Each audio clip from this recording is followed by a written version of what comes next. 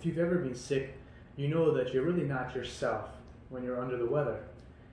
You can barely make it out of bed, you feel weak, you're unable to eat as you usually are, and things that once came very easily to you, like walking or studying or exercising or even focusing on something that you're reading, these things that once came very easily to you are very difficult to do when you are not yourself, when you are sick.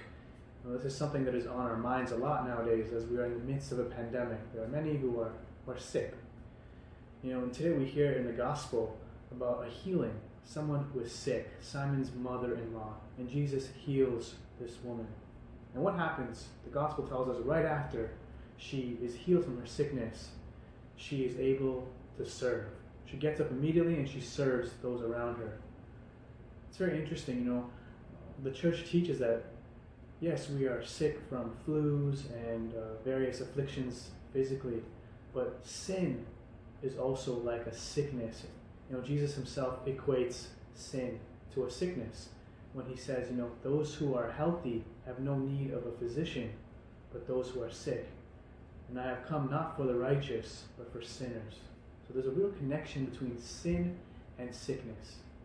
And just like how we are not ourselves when we are sick, just as we're not able to do the things that we are regularly able to do when we are sick, in the same way, when we have this disease of sin, when we are afflicted with it, we're not able to do the things that we are called to do as human beings, the things that are supposed to come naturally to us, to serve, to forgive, to love.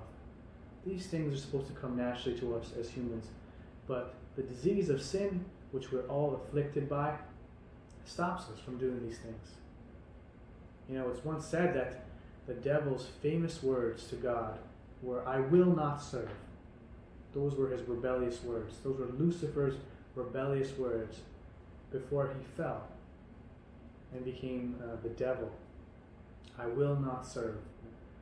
There is a real deep connection between sin and lack of service. But today we give thanks to God for our gospel, for our Savior, Jesus Christ, who heals us from the effects of sin so that we are able to do what we are created to do, what we are called to do, to love, to forgive, and to serve.